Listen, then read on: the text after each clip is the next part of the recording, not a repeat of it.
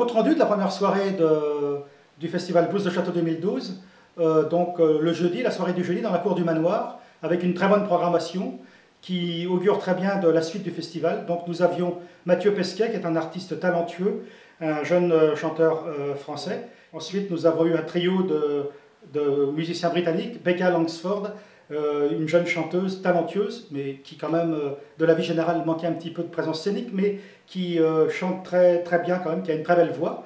Et nous avons particulièrement apprécié dans son trio le guitariste Vince Lee, qu'on sent tout de suite être un professionnel du blues, quelqu'un qui a beaucoup d'années de métier et de concert.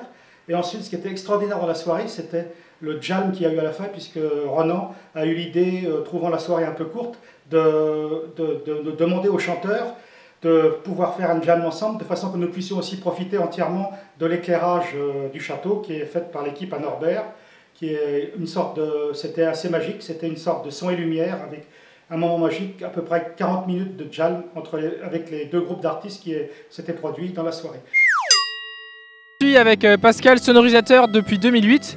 Donc Pascal, quel est ton rôle au sein de l'association et pendant les concerts? Mon rôle, c'est de préparer le plateau de scène, installer tout ce qui est matériel pour que les musiciens puissent se brancher, s'installer. Et puis ensuite gérer le son au niveau de la table de mixage. Voilà.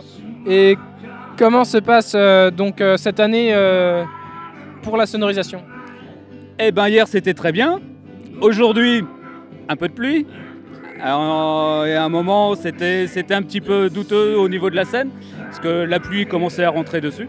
Mais ça a été, ça se passe bien, et puis voilà, le soleil revient, donc pour l'instant tout se passe bien. Les artistes sont très, très sympathiques, ils ne sont pas difficiles au niveau sonorisation, donc c'est nickel. Donc Bastien et Pierre, qu'est-ce qui vous a intéressé et motivé pour suivre cette formation de sonorisation? Tout d'abord le son, parce que on est tous les deux instrumentistes, donc on aime le son. Après c'est intéressant de savoir comment régler les problèmes de parasites, de brouillage.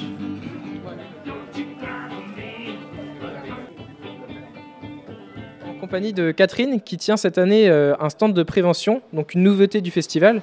Catherine, en quoi consiste ce stand ? Alors en fait, on s'est posé la question, les jeunes qui parcourent les nombreux festivals se sont posé la question de l'utilité d'un stand ou non de prévention. Alors l'instant de prévention, c'est les préventions des conduites à risque, donc autour de la musique un petit peu forte, autour des conduites à risque, autour de l'alcool et autour des maladies sexuellement transmissibles, etc. Voilà. Donc en fait, nous sommes quelques adultes et quelques juniors à avoir suivi une formation à Saint-Brieuc, auprès d'une association qui s'appelle le L'Orange Bleu, qui travaille en collaboration avec le Conseil Général et qui propose comme ça de former des personnes. Alors la formation consiste en fait à donner quelques outils pour proposer des documents et quelques objets.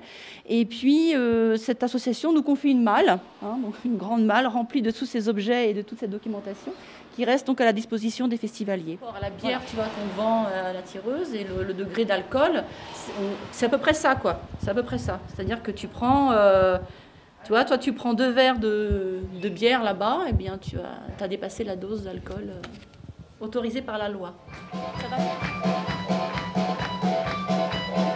Je suis en compagnie de Klaus, le sonorisateur qui sonorise les soirées payantes du vendredi et samedi soir. Donc Klaus, depuis combien de temps êtes-vous à Blues de Château? Ça doit faire 5 ou 6 ans, je crois. D'accord. Et en quoi consiste le travail de sonorisateur? Ça consiste à monter la sono, à tout brancher et à mettre les micros et amplifier les micros et à faire un mix qui est correct pour le public. D'accord.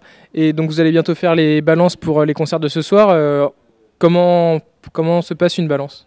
En gros, on commence avec la batterie, on commence avec la grosse caisse, on fait instrument par instrument, on fait en sorte que ça sonne, on envoie dans les retours ce que les musiciens ont besoin, et après c'est fini.